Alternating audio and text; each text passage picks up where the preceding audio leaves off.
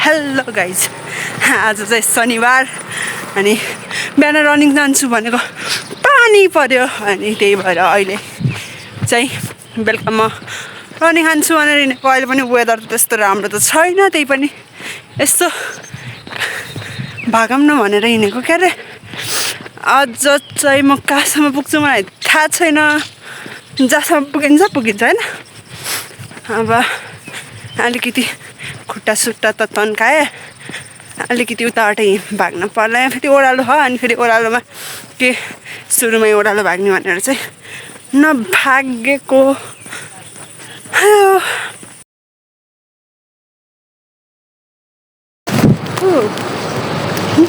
अनि फेरि ब्याक क्यामेरामा आइपुग्यो। अघि चाहिँ फ्रन्ट क्यामेरा अटो गराएको थिएँ।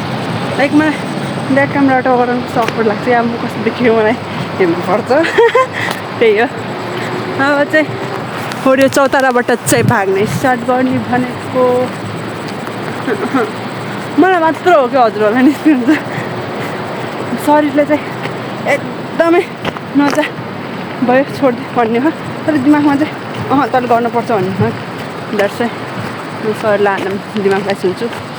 अनि अहिलेको हार्ड वर्कले पछि सक्सेस ल्याउँछ, त्यही भएर गर्नुपर्छ। आफूले सकेसम्मको, सक्योभन्दा धेरै गर्नुपर्छ। चाहिँ पानी पर्न लाग्यो। के अरे हामी एउटा भागौँ कहाँसम्म पुगिन्छ अनि त्यहाँ पानी परेपछि चाहिँ फर्किउँला। आँखामा चस्मामा पानी परिभ्यायो। भागौँ कहाँसम्म पुगिन्छ। यहाँ आएँ, मासु त भयो नजाने, तलतिर जानु पर्ला। थका लाग्यो।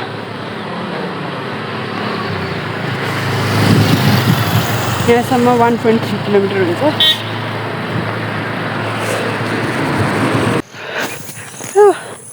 अहिले चाहिँ म अहिले चाहिँ ठुलो झिङ्गातिर आएको। पानी खाएको थिएन नि त आज, अनि हिँड्ने बेला पनि पानी नहिँडेको को हो चाहिँ। अब त्यता माथि पाटन जानु पर्ला यताबाट। अनि त्यहाँनिर चाहिँ पानी छ, डाँडा छ क्या, त्यहाँनिर गएर पानी खानु पर्ला।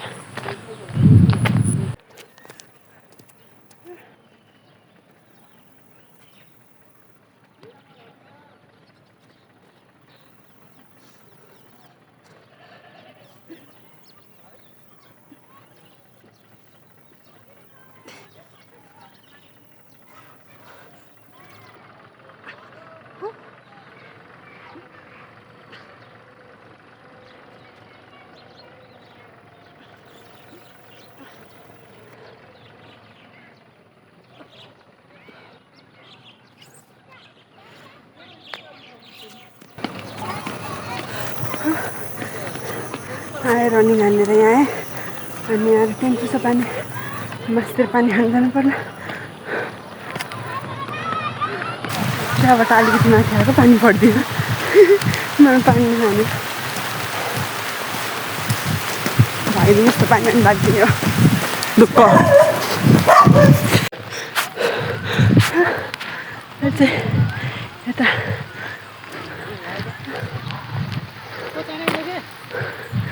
ग्राउन्डनिर आइपुगेँ, पानी पर्यो।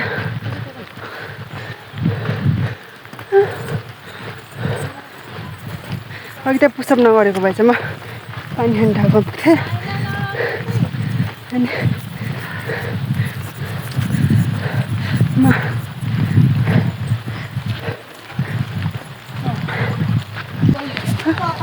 मलाई तिर्खा लाग्छ भनेर आँखा छोटो पानी आयो कि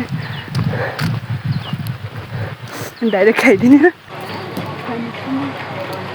अब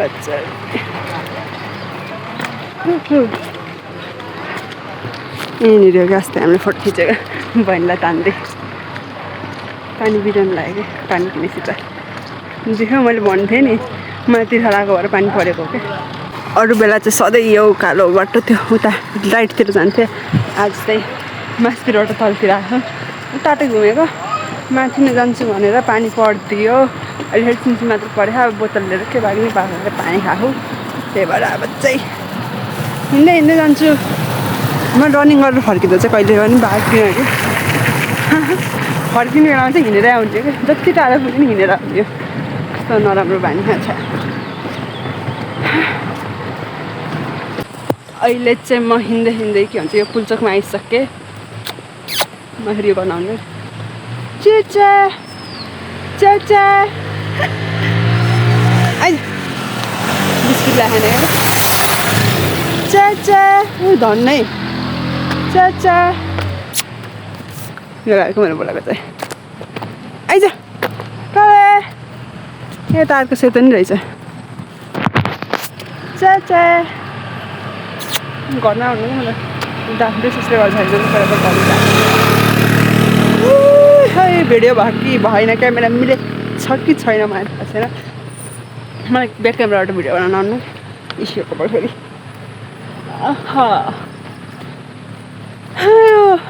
ल म हजुरहरूलाई एउटा गीत गाएर सुनाउँछु त कुन गीत गाऊँ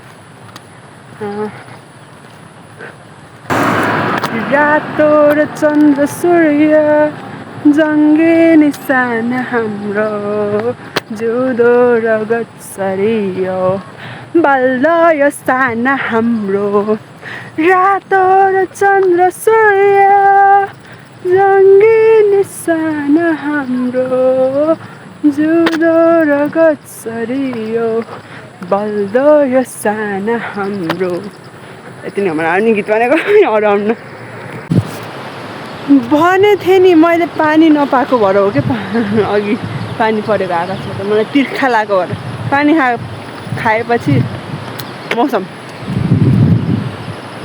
क्लियर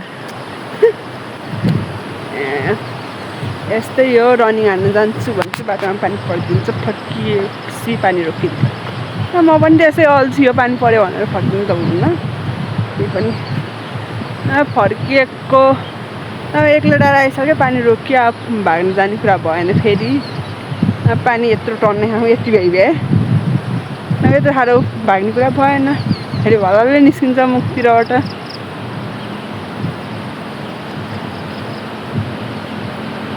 एक्लै डाँडा एक्लै भइरह म जस्तै म एक्लै भएँ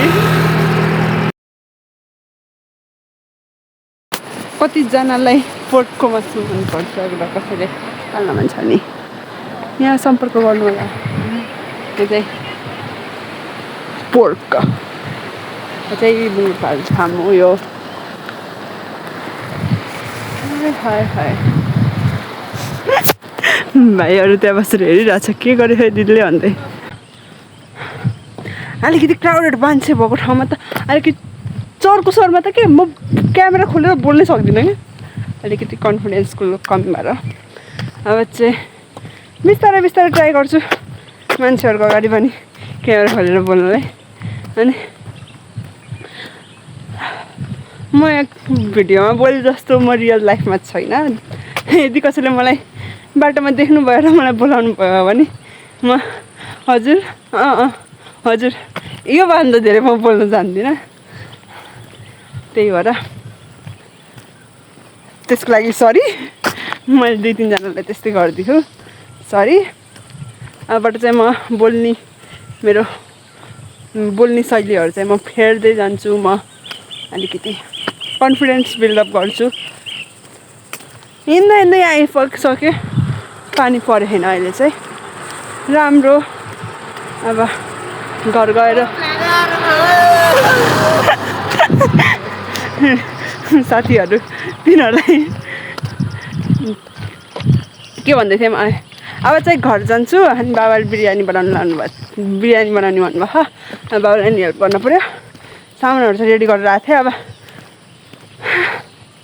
त्यही हो ल यति नै हो अहिलेलाई राखिदिउँ बिरयानी